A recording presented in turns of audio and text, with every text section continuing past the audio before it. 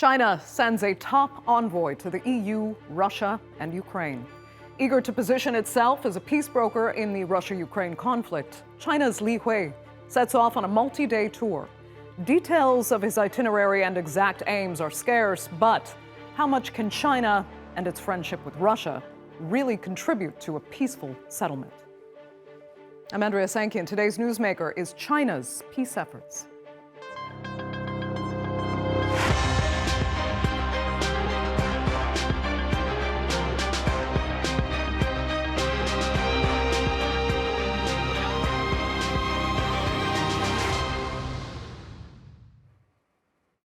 On Tuesday, Ukrainian President Volodymyr Zelensky addressed the Council of Europe summit, thanking European leaders for supplying air defense systems that helped protect his country from Russian missiles.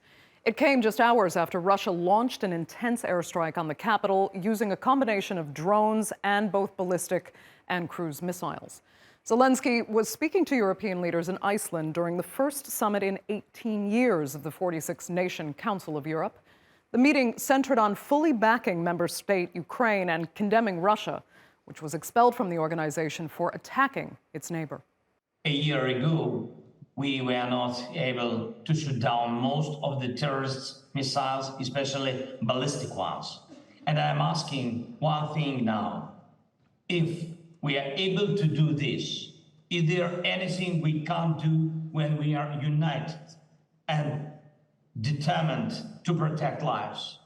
The answer is that we, in unity, will give 100% in any field when we have a goal to protect our people and our Europe. Well, Europe and the U.S. have thrown their full weight behind Ukraine, and now global power China is trying to position itself as a peace broker in the conflict. Top Chinese envoy Li Hui is on a tour that will stop first in Ukraine before heading on to Poland, France, Germany, and finally Russia. Since the war began, China has not explicitly condemned Moscow over the invasion. In March this year, Russian President Vladimir Putin and Chinese President Xi Jinping met in the Kremlin, where they cemented their so-called no-limits friendship. That was followed up with a phone call between Xi and Ukrainian President Volodymyr Zelensky last month. Zelensky described that call as long and meaningful. Both meetings came after China released a 12-point peace plan for the region earlier this year. And Li Hui is the highest-ranking Chinese official to visit Ukraine since the conflict began. Beijing says that's proof China is the most committed to settling the conflict peacefully. The visit of Chinese representative to relevant countries this time is another manifestation of China's commitment to promoting peace and talks. And it fully demonstrates that China stands firmly on the side of peace. Currently, the Ukrainian crisis is still continuing and escalating, and its spillover effects persists. There are increasing voices in the international community for a ceasefire, a cessation of war, an easing of the situation. China is willing to continue to play a constructive role, build more international consensus on ceasefire and cessation of war. So, is China the key to a political settlement in Ukraine? Well, joining me now to debate that and more are from Beijing, Qinduo, fellow at the Pangual Institution. From Kyiv, Peter Zalmayev, director of the Eurasia Democracy Initiative, and from Northamptonshire, England, Keir Giles, senior consulting fellow of the Russia and Eurasia program at Chatham House. Thanks all so much for being with us. Keir, I'll start with you because there is now what some journalists and analysts might even call the elephant in the room right now with this visit, asking why is there so little being said about it as it happens. There have been no press conferences, no press releases. The full itinerary was never really even made public. Are the scarce details on this visit intentional? I think nobody should be really surprised that there's been no sudden announcement of any great breakthrough, because after all, the whole peace proposal, as it's been called from China, is particularly vague overall. And we shouldn't be surprised that the itinerary of any high-profile visitor that's going to Kyiv is kept under wraps, because after all, you don't want to advertise your presence in a city that's under missile bombardment by its neighbor. So in that respect, no, not particularly surprised at this point that we haven't had any major statements coming out from this particular visit or any steps forward in this peace proposal that we've heard from China. Do you think we will hear something sooner rather than later? I'm sure there will be some kind of joint statement, but I would be extremely surprised if it were anything substantial. So manage expectations. Absolutely. Okay. Qinduo, what are you expecting? Let me respond a little bit. I think at the beginning of this, this is only the beginning, the primary stage of bringing the parties to talk to each other. You want to seek some common ground, and probably you want to see if there's any common ground right now, for example, between Russia and Ukraine, between Russia and the Europeans, between Russia and the US. If there's anything we can reach in terms of a ceasefire or in terms of agreement. So I think basically this is really the very primary stage of discussion. I'm not sure they will release any information because for one thing, if there's publicity of whatever the tension from the Russians or from the Ukrainians, that may create some pressure, actually backfire even on the governments. So I think it's a good thing probably. Let things go by quietly at the beginning, and then probably something more interesting could come. Okay, so let it be more of an exploratory visit in the initial stages. But Qinduo, let me ask you, as for the itinerary, we did notice that Poland was rather somewhat specifically placed on top. I'm wondering why Poland has been kind of considered perhaps more a potential partner in China's approach here. I think from the Chinese perspective, I guess it's also understood by the international community that we know that the Chinese envoy will talk to the two parties directed to the conflict, Russia and Ukraine, but also to France and Germany. Of course, they are leading powers inside the European Union, but also Poland. Why Poland? Poland is probably one of the countries in the eastern part of the European continent, which is very determined to support Ukraine and very determined in their opposition against Russia, basically in every aspect.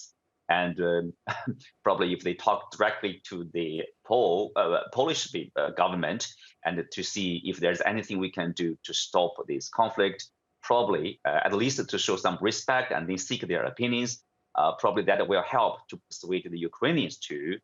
In terms of reach a consensus, on the Western front, in terms of the Western countries, the European countries, France, Germany, including Polish, their opinions are important here.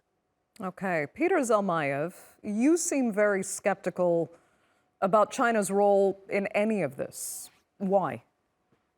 Well, first of all, let's just start by saying that China has to date refused to call a spade, meaning to call this a war. It continues to refer to it as a Ukraine conflict. It has officially refused to blame the Russian side for the aggression. So that's I think the first thing. Secondly, if you look at the candidate, the special representative who is coming to Kiev and is scheduled to visit Moscow and all these capitals which you mentioned, Berlin, Paris, and Warsaw, Li Hui, he, has a track record for being very close with the Russian side. He worked for 10 years in Moscow as the ambassador of China to Russia, but his tenure in Russia goes back to the Soviet Union days, the late 1970s. Until the early 1990s, Mr. Hui, worked at the USSR department at the Foreign Ministry of China. Mr. Li Hui is an awardee of Mr. Vladimir Putin, who has personally awarded him Russia's highest honors. So obviously, when you're looking at this particular, special representatives, you cannot help but wonder about his impartiality. And I think, just wrapping up, generally speaking, if you look at all these peace initiatives we've seen coming not only from China but from Brazil and most recently from South Africa, these are all members of the so-called BRICS, which is consists of Brazil, India, Russia, China, and South Africa, and they are all very closely knit. And Brazil and South Africa, I would suspect, are also, guided by what Beijing is, hopeful they will do. And I think the ultimate goal of this is to not really necessarily save Ukraine from utter destruction, but I think the primary goal is to save Vladimir Putin from finally losing his face, freezing this conflict where it is at the moment, simply because, as we see, Russia is currently unable to achieve its goals on the battlefield. So, in essence, you don't expect China not calling a spade, as you said. You don't accept that that's part of China's declared neutrality in this, and you say Li Hui is not an impartial envoy here. So, Peter, why did Zelensky then talk so positively about his long and meaningful phone call with Xi Jinping just last month? I mean, having said what I said, you simply cannot avoid China. China as the world's largest player after the United States. Whenever peace comes to Ukraine, whatever peace agreement happens, and whatever shape it will take, it will not be without China's participation. As our Chinese co-panelist has said, this is an exploratory mission, and China is just like me. I don't think China is very optimistic about its prospects right now. It's studying the situation, but I think its decision to get involved on its own, I think, should be welcomed. Ukraine simply cannot afford to antagonize China, considering the influence that it has over Vladimir Putin. Yeah, Keir, I can see you agree. Let me ask you, though, do you think, Keir, that China sees any reflection of itself in what Russia is doing and dealing with now?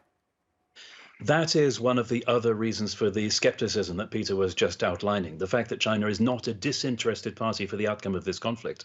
And of course, there's another reason why Zelensky was so much looking forward to this final conversation with China when it finally arrived.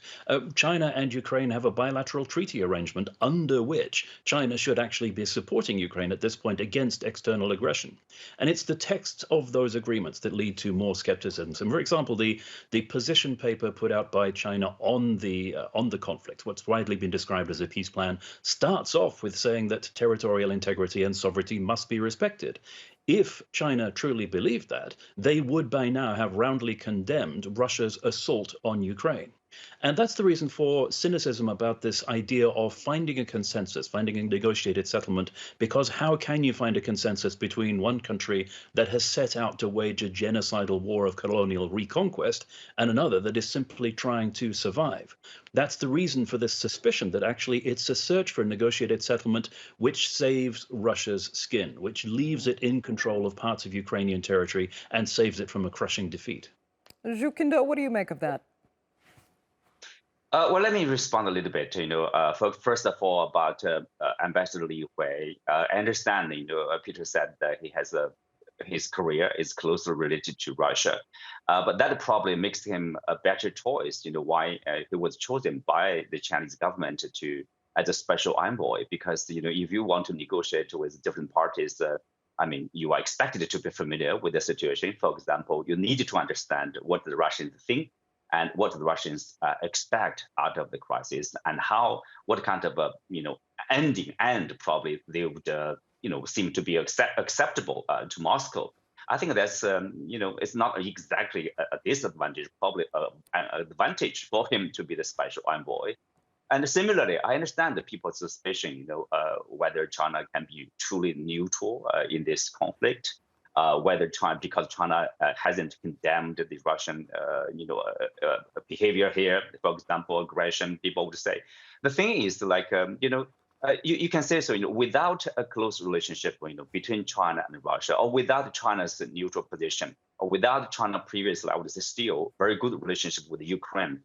I think if you want to be a negotiator, it's very difficult for you to be accepted.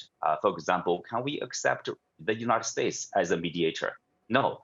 The Russians probably will say no, because of the hostility between the two countries. So you need some country staying in the neutral, which is able to talk to different sides and bring different sides to find, a ceasefire or some common grounds to end this war, this conflict, because people are dying. Qinduo, let me ask you though. I mean, we keep mentioning this 12-point peace plan, but it's been so downplayed, as you know, by both the U.S. and the EU in particular, because it doesn't actually describe what should happen to the areas being fought over. I mean, honestly, does China still consider it a real option for an actual end to this conflict? Let me tell you this, Andrea. You can, ask your followers or your viewers to take a closer look at the Chinese policy, for example, on Crimea. China doesn't recognize Crimea as part of Russia even today. That's what happened in 2014. So when China says respect for sovereignty and territorial integrity, it may not denounce publicly what happened to Ukraine. But the first condition, of the 12-point peace plan, the first point is about sovereignty and territorial integrity. Obviously, that's a soft reminder of Moscow that you are wrong, basically to invade a sovereign nation. And it didn't just say so publicly or naming the name of Moscow. But I think the idea is very clear, is well understood in China. Then should not happen in the first place. So I think people should view it as it is, and also I think for China, another example probably would be Iran, Saudi Arabia, the restoration of foreign relations under the Chinese help assistance there. So China played a role, without previous briefing of what's going on, but then all of a sudden. There's a very positive outcome, welcomed by both countries. Okay. So China sees there's interest in peaceful solution there. So Peter, I mean, we're hearing Zhu Qinduo say, China has a bit of a track record in negotiating, relationships and mending relationships between what would be, in some cases, former enemies. So have you seen anything redeemable in what China has put on paper in the Ukraine-Russia conflict? Well, I think it was very important from from early on, several months ago, when China unequivocally said and did that on several occasions, including during President Macron's visit to Beijing, that the use of nuclear weapons is out of the question. I think that was a strong signal to the world, a strong signal to Vladimir Putin. The fact that it has refused to recognize any capture by Russia of Ukrainian territory as legitimate. That in itself is important. It has abstained from crucial voting at the General Assembly instead of voting for the Russian Federation. So these are, they make me cautiously optimistic, these signs. But then the question remains is how amenable Vladimir Putin is not only to ending this conflict on Ukraine's terms or under the Western pressure, but even under Xi Jinping's advice. I mean, we all say it as sort of received wisdom that Vladimir Putin will do what Xi Jinping tells him. Well, I am far from certain that that is the case. Vladimir Putin has shown that his obsession with Ukraine overrules any sort of considerations of expediency, such as Russia's survival as a viable economic, political, and military player. It just seems that Vladimir Putin's obsession with Ukraine is so far gone that it is questionable that he will be ready to listen to anything or anyone. Keir Giles, nodding your head in agreement. Absolutely, yes. Peter is completely correct. Russia has been offered a means of resolving this conflict, or even of freezing the conflict in Russia's favor, and it hasn't taken it, which argues that President Putin, no matter how it may look from the outside world, still thinks that he is in a position to win this conflict and achieve his objective of eradicating Ukraine, whether it's today, whether it's in a few years. And that is not fertile ground for a peace settlement between Russia and the victim of its aggression. Okay, so I mean, if China isn't the partner to help resolve this, is there anyone or anything better suited? If the question's to me, China does have this track record of brokering peace settlements, and of course wants to position itself as an actor worldwide for resolving security situations and for actually inserting it itself into these global conversations. The problem is, China is not as much of a disinterested party in this as it might appear, because there are strong incentives for Beijing for Russia not only to succeed in what it is trying to do to Ukraine, but also to escape the consequences. There is a great deal of concern around Europe in particular and North America that by engineering a positive outcome for Russia, and let's not forget a positive outcome includes just freezing the conflict where it is now, China would lay the groundwork for its own eventual move on Taiwan, especially if it is demonstrated that Western support for a country that is the victim of a larger aggressor is not actually enough to deter it or to prevent it achieving its aims. And Keir, when you hear China and Russia describe kind of their commitment to each other as a no-limits partnership, what does that really mean? That those descriptions of the relationship between Russia and China have gone through a number of different evolutions over time. And I think we really need to look beyond the words and see what is actually being done between the two countries.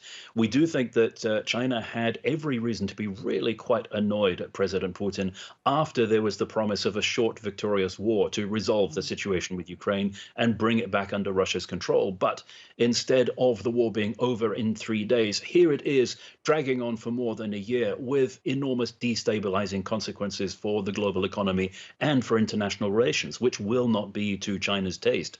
But of course, China has the luxury of sitting back and waiting to see how this situation resolves itself. Russia is showing it has greater strategic patience than the West. China has greater strategic patience than all of them and can pick up the pieces after all of this is over. You know, Qinduo, I want to pick up actually with you on something that Peter was talking about, and that is the relationship between the BRICS alliance, Brazil, Russia, India, China, and South Africa. Where does China see that bloc when it comes to its space in global diplomacy? Well, mostly I think, for these 4 or 5 countries, large developing countries, basically by forming this bloc, they give themselves an international platform to voice their opinions, to have their voice heard internationally. And secondly, it's mostly economic bloc, by strengthening the cooperation among the largest developing countries.